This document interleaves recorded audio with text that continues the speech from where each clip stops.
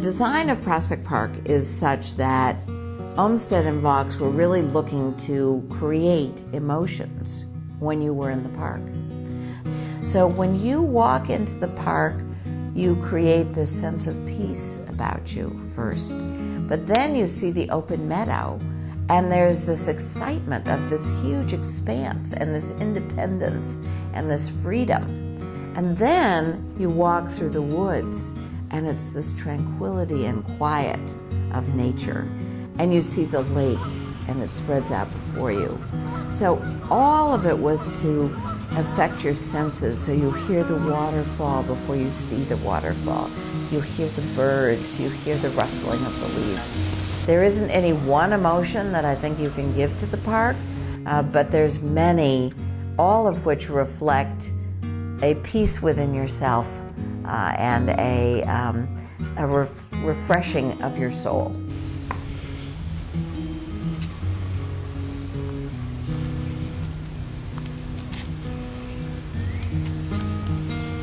I came to Brooklyn in 1971. I left Harlem after firing my apartment, brought my family here to Brooklyn.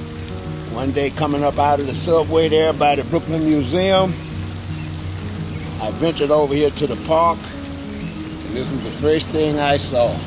And I fell in love with it, and I've been here at least one day of every week since 1971. This park is like home for me. It's beautiful. It takes burden off of my mind when I come here. We are all blessed to live around this park.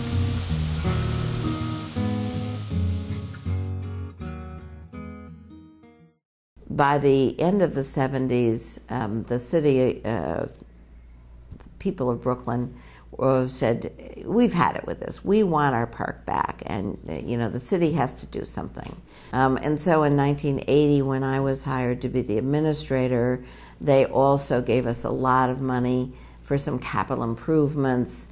And so by 1987, we had organized the Prospect Park Alliance, which is a public-private partnership that works with the community and with the city to really create the park back again, to bring it back to what it had meant to the people of Brooklyn before that.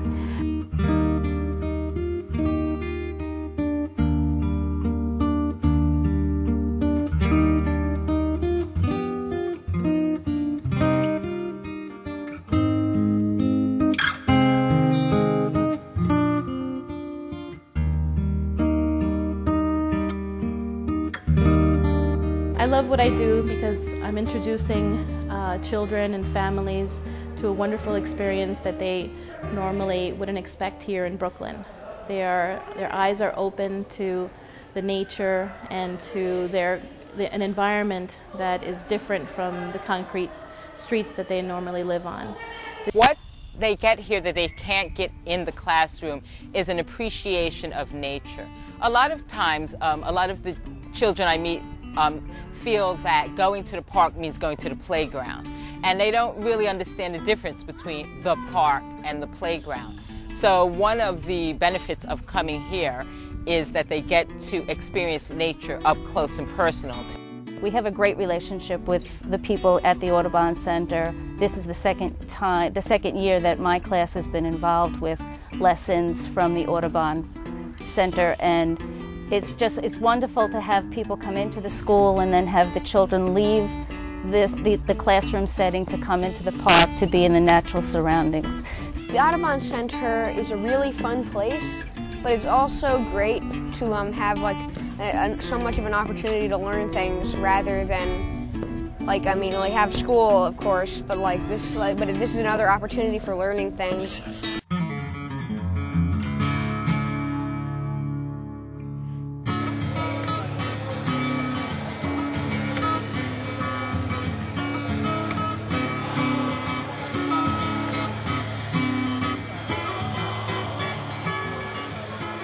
We started this program. It's the first program of its kind that I've been involved in, and I was just thrilled to see how much the kids enjoyed it. I learned how to play tennis. I learned how to do it the right way. Special ACES program and with Prospect Park Alliance has given me the sense of feeling like I've won a lotto, especially when I see my daughters hit the ball over the net correctly.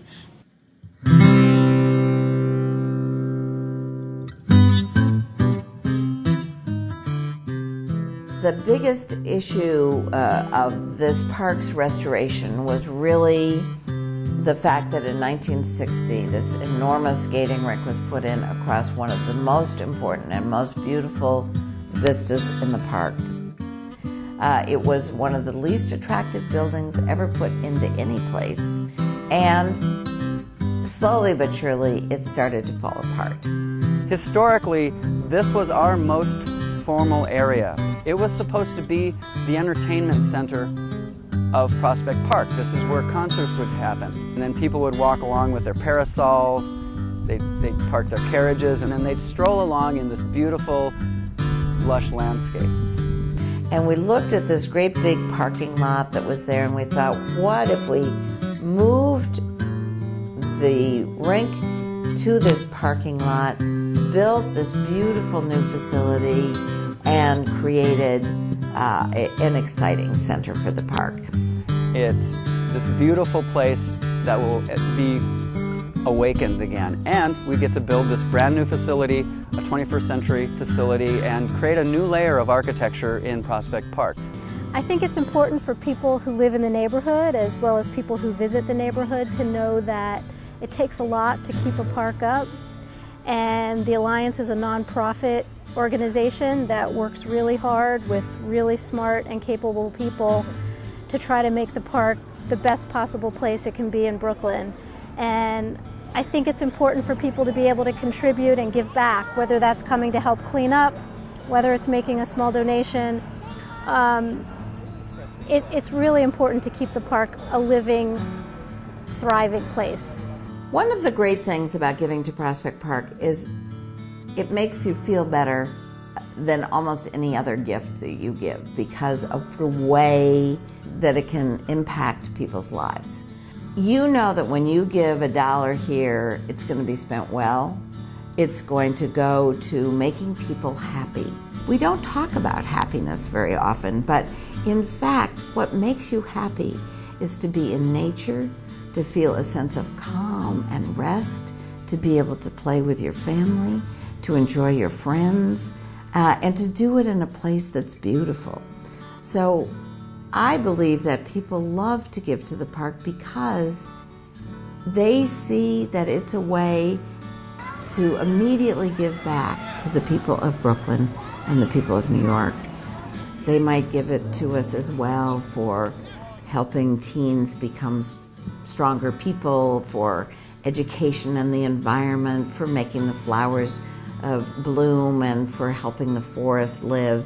But I think that the main reason people give to the park is because the park makes everybody happy.